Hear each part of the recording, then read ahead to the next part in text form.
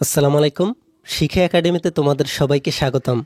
এই ভিডিওতে আমি তোমাদেরকে নবম শ্রেণীর ইতিহাস ও সামাজিক বিজ্ঞান বই থেকে প্রথম অধ্যায় প্রকৃতি ও সমাজ এই অধ্যায়টির 4 পৃষ্ঠার অনুশীলনী কাজ 2 নিয়ে আলোচনা করব।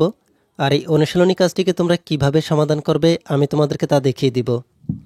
তোমরা এখানে দেখতেই পাচ্ছ, তোমাদেরকে এই অনুশীলনী কাজ 2 বলা হচ্ছে জেলে সম্প্রদায় ও গারো নৃগোষ্ঠীর নিজ নিজ ইতিহাস ও সংস্কৃতিতে সেই অঞ্চলের প্রাকৃতিক ও সামাজিক উপাদান কিভাবে প্রভাবিত করে সেই বিষয়টি শনাক্ত করে নিচের ছক দুটি পূরণ করি।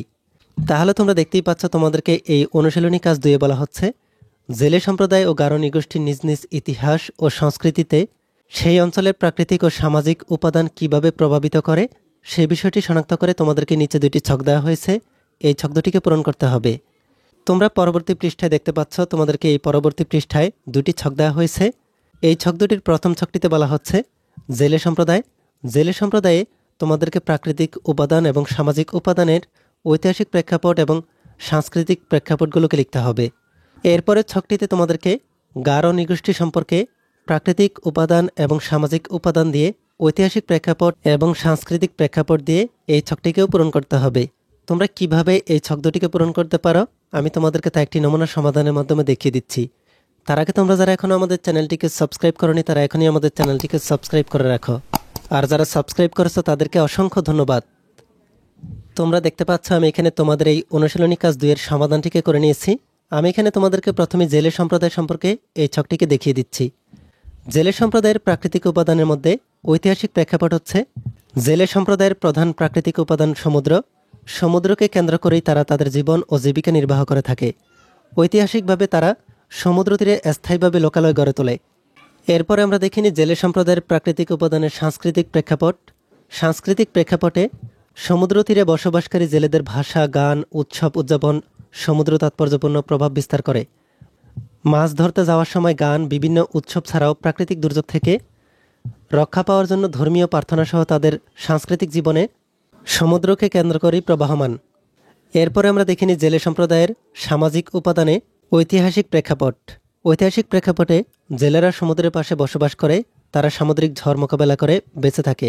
জেলেরা সাধারণত বাঁশ, কাঠ ও টিন দিয়ে বাড়িঘর তৈরি করে। জেলে সম্প্রদায়ের ছেলেমেয়েরা সচেতনতা ও অর্থের অভাবে শিক্ষালাভের সুযোগ থেকে বঞ্চিত।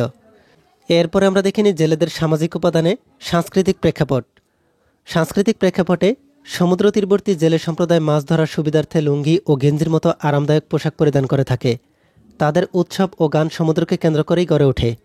এরপরে আমরা দেখে নিই গারো সম্প্রদায়। তোমরা এখানে দেখতে পাচ্ছ আমি এখানে তোমাদের জন্য গারো সম্প্রদায়ের নমুনা সমাধানটিকে লিখে নিয়েছি। গারো সম্প্রদায়ে প্রাকৃতিক উপাদানে ঐতিহাসিক প্রেক্ষাপট হচ্ছে গারো নৃগোষ্ঠীর প্রাকৃতিক উপাদান পাহাড়। তারা প্রজন্মের পর প্রজন্ম ধরে পাহাড়েই বসবাস করে। তারা পাহাড়ে চাষাবাদ ও পশুপালন করে থাকে। এরপরে আমরা দেখে নিই গারো সম্প্রদায়ের প্রাকৃতিক উপাদানে সাংস্কৃতিক প্রেক্ষাপট। পাহাড়কে কেন্দ্র করে গারো নৃগোষ্ঠীর সাংস্কৃতিক জীবন গড়ে ওঠে। তাদের নিজস্ব ভাষা, পোশাক, গান ও উৎসবে পাহাড়ের প্রভাব সর্বাধিক। তারা তাদের ঐতিহ্যবাহী পোশাক দকমান্দা পরিধান করে। এরপরে দেখে নিই গারো সম্প্রদায়ের সামাজিক উপাদানে ঐতিহাসিক প্রেক্ষাপট। ঐতিহাসিক প্রেক্ষাপটে পাহাড়ে বসবাস করায় তাদের বাড়িঘর টিলার উপর মাচা দিয়ে তৈরি করা, যাতে করে প্রাণীরা আক্রমণ করতে না পারে। পাহাড়কে কেন্দ্র করেই তাদের সামাজিক জীবন প্রবাহিত হয়। এরপর আমরা দেখে নিই সামাজিক উপাদানে গারোদের সাংস্কৃতিক প্রেক্ষাপট। গারোদের পরিবার কাঠামো মাতৃতান্ত্রিক। তাদের উৎসব, গান, প্রার্থনা ইত্যাদি সাংস্কৃতিক জীবন পাহাড়কে কেন্দ্র করেই আবর্তিত হয়।